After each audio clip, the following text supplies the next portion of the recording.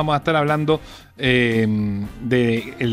cómo encarar esta situación de cuarentena con los niños que son parte del grupo del trastorno del espectro autista. Ha habido algunas campañas justamente, de hecho se ha planteado y se entregó una autorización para que los niños que tienen autismo, que son autistas, puedan portar este pañuelo azul, cosa que no los moleste ni les digan nada en el momento en que puedan a lo mejor estar afuera, saliendo acompañados de un adulto. Queremos saber más de eso, meternos en este tema junto a la psicóloga Jenny Charney, que está al teléfono con nosotros, que es especialista en este tema, en esta área. ¿Cómo te va, Jenny? Bienvenida y muchas gracias. Gracias a ti por invitarme a este programa. Janine. ¿Janine? ¿Y qué dije yo? Janine. Bueno, lo mismo. Jenny. Yo leí como la mona porque estaba bien escrito, fíjate. Ya, mil disculpas. Está bien. Metámonos, Janine, entonces en el tema y bueno, una buena noticia que se haya considerado el hecho de que puedan usar su pañuelo y que puedan salir, porque no es llegar y meter a los niños a encerrarse en su casa cuando tienen trastorno del espectro autista.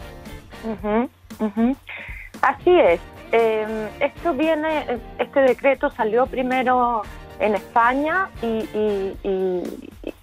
lo implementaron acá en Chile, y es muy importante entender la razón de este decreto, porque la gente le cuesta entender y muchas veces son discriminados los papás y los niños que salen a la calle como ¿por qué ellos tienen que salir y mis hijos no?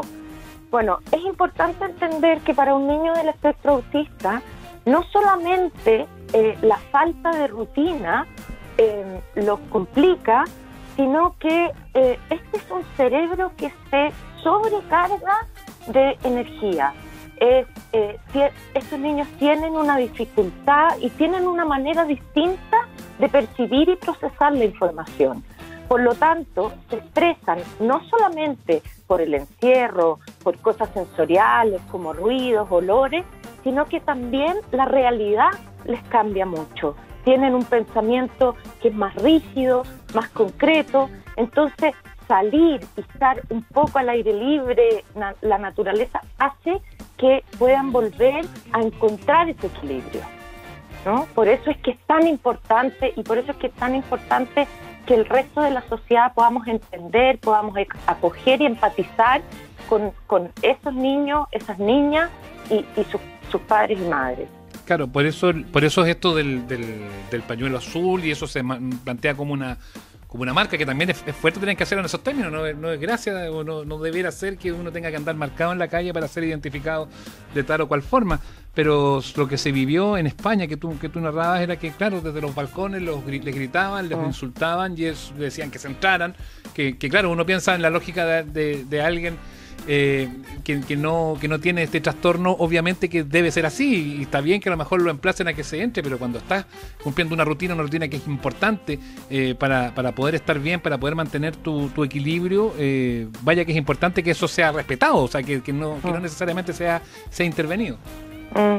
Bueno, y esa es una de los motores de poder crear conciencia social. Los movimientos hoy en día apuntan bueno, y el 2 de abril, ahora el jueves, tenemos el Día Mundial de la Concienciación del Autismo, en donde los profesionales que trabajamos en esto, los padres, los profesores y profesoras que trabajan con estos niños, queremos entregar a la sociedad este mensaje de inclusión. O sea, si como sociedad podemos entender y aceptar lo que a estos niños les pasa y cuáles son sus necesidades, estos niños y niñas no van a tener que salir afuera con un pañuelo azul. Vamos a entender que si se desregulan y tienen estas pataletas feroces que son muy mal interpretadas socialmente, claro, como que es un niño mañoso que quiere llamar la atención, cuando no entendemos lo sobrecargado y lo mal que lo está pasando este niño o esa niña, hacemos ese tipo de cosas, ¿no? Claro, porque eso es increíble como muchas veces, claro, cuando se ocurre en un espacio público, nos falta el que interviene, que a veces lo hacen de bien intencionado y otras veces no tanto, pero es increíble cómo lleva esa carga social, ese juicio que se le hace tanto al niño como al padre. No controlas a tu hijo, cómo no lo logra medir, cómo hace esa pataleta. Y eso termina generando cuadros muchas veces angustiosos que hace que indudablemente los padres con sus hijos que tienen trastorno del espectro autista terminen aislándose, no saliendo o tratando de que no les digan nada o incluso escondiendo esta situación. Sí, y ahí es importante mencionar que según la OMS, la Organización Mundial de la Salud, las familias, los padres, madres, hermanas de los niños del espectro autista viven con un nivel de estrés muy superior al resto de la familia, ¿no? Porque es complejo, sobre todo cuando no se sabe qué hacer.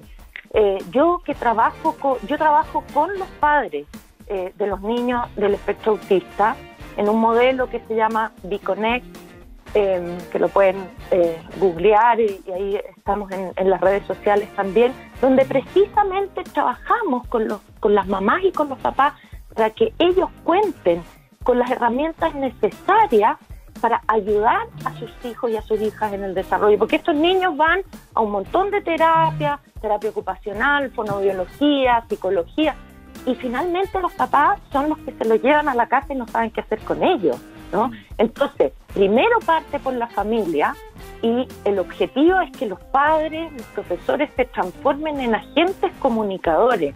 Queremos llegar a la sociedad para que puedan entender de qué se tratan estas condiciones del neurodesarrollo y así poder generar una mayor inclusión y aceptación. Ahora, más allá de esto de salir o no salir, de ir a dar la vuelta a la manzana o de que tengan ese espacio al aire libre, y esto más que pensando en los padres que están a cargo de un niño así, pensando en el resto de la gente, tratemos de explicarle, tratemos de mostrar todos los cuidados, qué medidas se deben tomar, qué es lo que debe hacer un padre en una casa cuando está con un niño con trastorno del espectro autista, sobre todo en esta situación que termina siendo tan angustiosa de estar entre cuatro paredes, encerrados. No necesariamente todos tienen casas con patios grandes o con espacios grandes, sino que son mucho más limitados, y eso implica tener doble cuidado y obliga a tomar medidas que involucran a toda la familia, ¿no?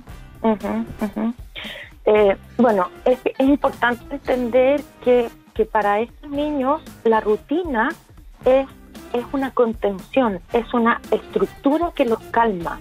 ¿Por qué? Porque este es un cerebro que le cuesta muchísimo manejar la incertidumbre, ¿no? Entonces, mientras más predecible podemos hacerle el mundo, más posibilidades tienen de poder transitar de una mejor manera. Entonces, les ha cambiado tanto la rutina que es necesario hacer nuevas rutinas, ¿no? Y que estas rutinas incluyan horarios establecidos con ciertos niveles de flexibilidad, porque tampoco es, digamos, un regimiento, ¿no? La familia cada uno tiene sus necesidades, pero ojalá y esto implementarlo para la familia entera, que haya un horario de levantarse. Los colegios, las escuelas están mandando trabajo para la casa, entonces donde haya tiempo para las tareas, ojalá alimentación saludable, tiempo para la recreación, para el descanso, para la actividad física, ojalá hacer ejercicios con los niños. No sé, vi un video de Facebook que era maravilloso porque los papás hicieron como un circuito en un departamento chiquitito donde le ponían como flechitas para que el niño subiera, bajara. Entonces, todo esto son cosas que los niños necesitan para alimentar su sistema neurológico. O sea, el cerebro necesita estructura y necesita ejercicio y necesita alimentación, etcétera. Entonces, esa es la primera recomendación, entendiendo en profundidad cuál es la necesidad de esta rutina. No es como que, no es que sea porque es más ordenado, no, es porque a este cerebro los calma. Ahora, por otra parte, y ese es el trabajo profundo que hacemos en BeConnect, no hay ningún ninguna persona del espectro autista, niño, adulto, que sea igual a otra, ¿ya? Tenemos que entender que este es un cerebro que está organizado y que percibe y elabora de manera distinta. Por lo tanto, es un cerebro que tiene más desarrolladas algunas áreas y menos otras. Entonces, ¿qué pasa con las conductas de los niños? Hay niños que tienen distintos tipos de sensibilidades sensoriales.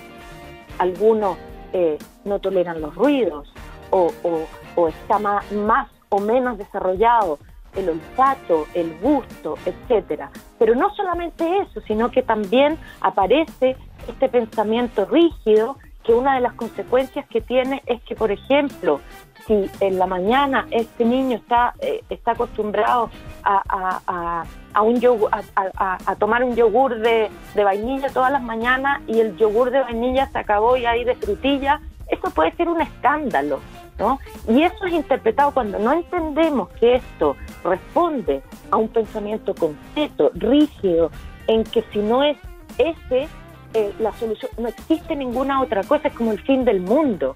Cuando podemos entenderlo así, podemos empatizar mejor y aprender herramientas específicas para ayudar a este niño a buscar otro tipo de soluciones, ¿no? Y que muchas veces como adultos creemos que sabemos lo que les pasa a los niños, que sabemos por qué les pasa y qué es lo que necesita. Pero con una persona del espectro autista y los papás necesitan explorar cuáles son estos estresores, cuáles son estos estímulos que los niños no están pudiendo manejar. Entonces, hay estrategias específicas, métanse a la página de BeConnect porque ahí hay material, pero el mensaje que yo les quiero entregar es que observen, escuchen, conversen con sus hijos, traten de entender cómo está procesando la información, cuáles son las cosas que les está costando manejar, flexibilicen, busquen la manera que él o que ella sean los que propongan las soluciones para determinadas, situaciones que no pueden enfrentar. Ahora, Janine, cuando uno observa esto, lo que se da con los niños con el trastorno del espectro autista, también se puede abrir un poco el lente a otro tipo de trastornos. Uno piensa en situaciones de este tipo con niños con déficit atencional, hiperactividad. O sea, no solamente está bien, se pone el foco en el trastorno del espectro autista porque es más agudo, más complejo, pero también hay otros niños que tienen otras necesidades que en este minuto están súper carenciados y que muchas veces los papás también terminan un poco ahogados sin tener muchas herramientas o sin saber muy bien cómo poder abordarlos, ¿no? Absolutamente.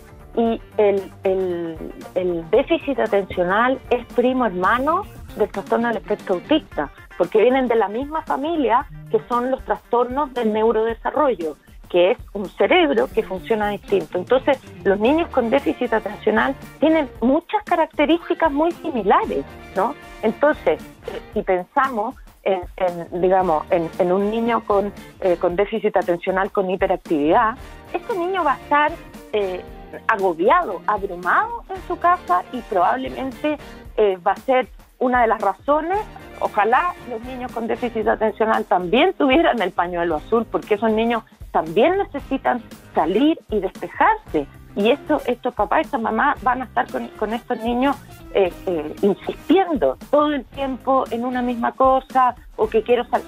Les cuesta además entender lo que significa el coronavirus, o sea, como un bicho que se mete adentro del cuerpo y que da. Eso para un niño puede ser muy complicado de entender.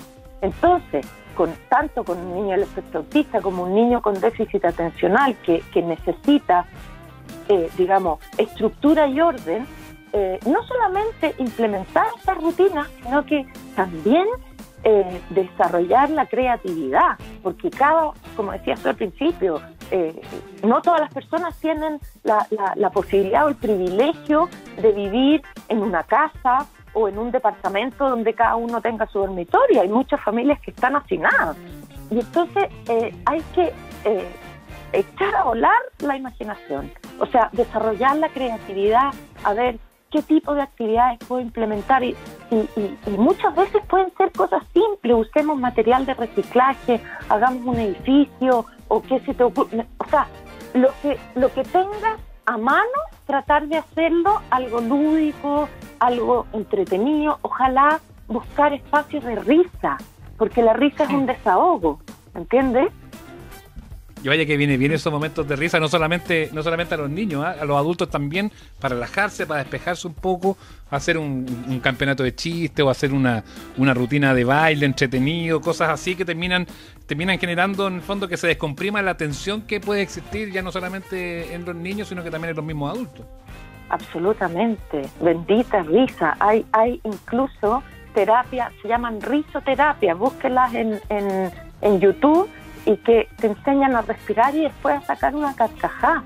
O sea, no puede ser más entretenido porque finalmente todos terminan muertos de la risa y claro, como dices tú, descomprime el ambiente, ayuda a crear conexiones con el resto de la familia, ¿no? La risa es bendita. La conversación hasta hora de la mañana con la psicóloga Janine Cherny, especialista en trastorno del espectro autista, que nos ha dado además algunas claves de cómo poder encararlo y también de cómo ser comprensivos con la situación a propósito de estas experiencias que se vivieron, sobre todo en el extranjero, donde sabemos que van 2-3 semanas adelantados y que implica muchas veces insultos, gritos a niños que no se lo merecen porque tienen este trastorno que obliga a que estén a lo mejor dando una vuelta, saliendo a la calle, estando en contacto con la naturaleza, en fin, no es tan simple llegar y meterse en cosas que no necesariamente uno sabe o tiene claro de qué se tratan. Janine, gracias por darnos este barniz y por explicarnos más de este tema que sigue siendo un tema muy invisible para muchos sectores de la sociedad. Muchas gracias a ti. Voy a entregar un último mensajito. Dale. Como a la gente. Si ven en la calle un niñito o una niñita haciendo una pataleta, la primera pregunta o la primera idea que se les viene a la cabeza es: ¿qué le estará pasando? ¿Lo está pasando mal? Un niño con una pataleta está sufriendo. Así que seamos empáticos, seamos comprensivos. Y te agradezco mucho este espacio y porque, digamos, la misión que tenemos es crear esta conciencia social. Gracias a ti, Janina, que te vaya muy bien. Ya, gracias, igual. Vale, chau. Janine Cherny, especialista en trastorno del espectro autista, dándonos entonces estos datos y tener claro cómo comportarse.